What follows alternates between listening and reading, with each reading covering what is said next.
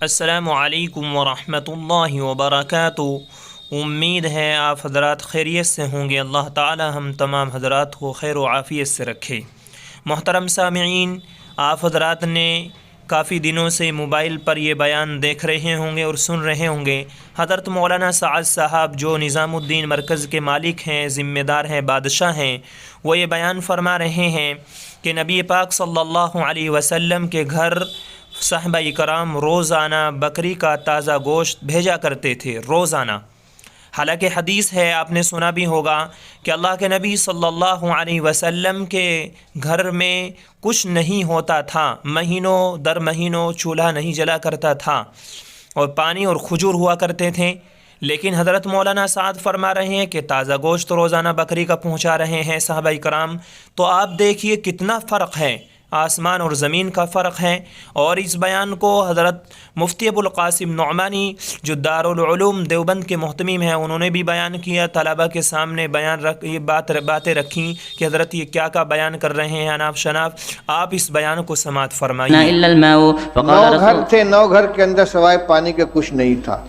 جی فقال رسول اللہ صلی اللہ علیہ وسلم من يضم او يضيف هذا۔ ایک بات درمیان میں عرض کر دوں،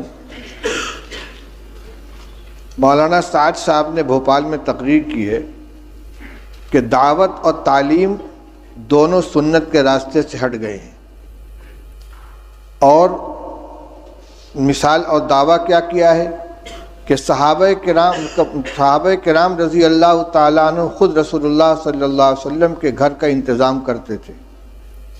یعنی طالب علم کی یہ ذمہ داری ہے کہ وہ استاد کی کفالت کرے۔ کہتے ہیں کہ صحابہ جنگل جاتے تھے، لکڑیاں کاٹ کے لاتے تھے، اس کو جلانے کے قابل بنا کر فروخت کرتے تھے، اور رسول اللہ صلی اللہ علیہ وسلم کے 9 گھروں کے اندر تازہ بکری کا گوشت روزانہ پہنچاتے تھے۔ یہ ہے یعنی بحیثیت استاذ کے کہ یہ شاگرد تھے اور استاذ کے گھر میں تازہ روزانہ بکری کا گوشت پہنچاتے تھے۔ اور ہم جو روایت پڑھ رہے ہیں اس میں کیا مل رہا ہے؟ اس میں یہ حضرت عائشہ رضی اللہ عنہ فرماتی ہیں کہ ایک چاند نکلتا تھا، دوسرا چاند نکلتا تھا، اور تیسرا چاند نکلتا تھا، اور رسول اللہ صلی اللہ علیہ وسلم گھروں میں آگ نہیں جلتی تھی۔ اور یہاں آ رہا ہے کہ 9 گھروں میں حضور صلی اللہ علیہ وسلم نے آدمی بھیجا ہے، اور سب جگہ سے جواب کیا آ رہا ہے؟ ما معنا الا الماء، ہمارے پاس پانی کے علاوہ کچھ نہیں ہے۔ یہ کیا حدیث کی تحریف نہیں ہے؟ یہ ازواج مطہرات کے بارے میں جو بات کہی جا رہی ہے صحابہ کے بارے میں کہ روزانہ ان کے یہاں بکری کا تازہ گوشت صحابہ کرام پہنچاتے تھے، اور آج طلبہ کو کھانا مطبخ سے دیا جا رہا ہے اور اساتذہ کو تنخواہ دی جا رہی ہے، لہذا تعلیم سنت کے راستے سے ہٹ گئی ہے۔ یہ کیا مذاق ہو رہا ہے؟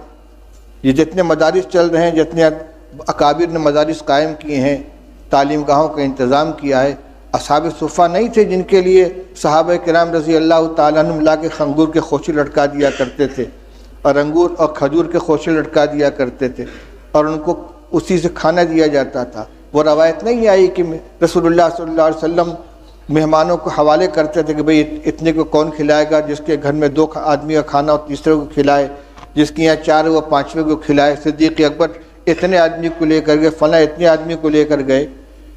اور حضور صلی اللہ علیہ وسلم کے ساتھ جو تعلق تھا صحابہ کرام کا، وہ صرف استادی و شاگردی کا تھا کہ اس کو اور صحابہ کرام رضی اللہ تعالیٰ عنہ خود پیٹ پر پتھر باندھتے تھے، رسول اللہ صلی اللہ علیہ وسلم بھی پیٹ پر پتھر باندھتے تھے، 2 باندھتے تھے۔ لہذا یہ کبھی اتفاق سے کوئی جزیہ پیش آ جائے اس کو دائمی معمول بنا کر پیش کرنا، یہ تو تحریف ہے کہ سنت کے راستے سے مدارس ہٹ گئے ہیں۔ نہ دعوت سنت کے راستے پر بچی، نہ تعلیم سنت کے راستے پر بچی ہے۔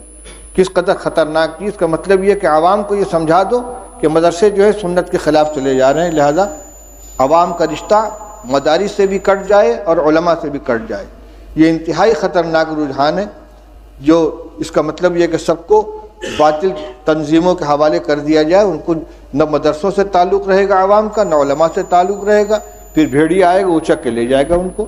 اس پہ مجھے یہ یاد آیا کہ صحابہ حضور صلی اللہ علیہ وسلم نے ایک مہمان کے لیے گھروں کے اندر کہلوایا ہے، تو سب جگہ سے یہی شکایت آ رہی ہے۔ حضرت انس رضی اللہ تعالیٰ عنہ کی روایت پڑھ چکے ہو کہ بدبودار جس میں مہک پیدا ہو گئی تھی، ایسی چربی لے کر حضور کی خدمت میں پہنچے ہدیہ کے طور پر، اور کہتے ہیں کہ رسول اللہ صلی اللہ علیہ وسلم کی 9 ازواج مطہرات تھیں اور کسی گھر میں کھانے کو نہیں رہتا تھا۔ آپ نے وفات کے وقت 30 سا جو یہودی سے ادھار لیا ہے، اپنی ذرا اس کے پاس آپ نے رکھی ہے۔ کس زمانے میں یہ گوشت دیا جاتا تھا بھائی کہ وفات کے وقت حضرت عائشہ حضرت رسول کریم صلی اللہ علیہ وسلم مقروض تھے یہودی کے، اور غلہ تھا۔ حضرت عائشہ رضی اللہ عنہ کی روایت پڑھ چکے ہو کہ آدھا وسق جو تھا میرے پاس، رف پہ رکھا ہوا تھا، اس میں سے میں کھایا کرتی تھی، ایک دفعہ تول دیا تو سب ختم ہو گیا۔ یہ جو کو کھایا جا رہا ہے پکا پکا کے، اور یہ تازہ گوشت روزانہ پہنچا رہے ہیں۔ افسوس ہوتا ہے اس طرح کی حرکتوں کے اوپر۔ چلو پڑھو روایت۔ فقال رجل من سامعین، آپ نے سنا حضرت نے بیان فرمایا، ساری باتیں کھول کر رکھ دی کہ حضرت مولانا ساز کیسے اناپ شناپ بیان دے رہے ہیں۔ افسوس ہوتا ہے ایسے بیان پر، انہیں لگام لگانی چاہیے اپنی زبان پر ایسے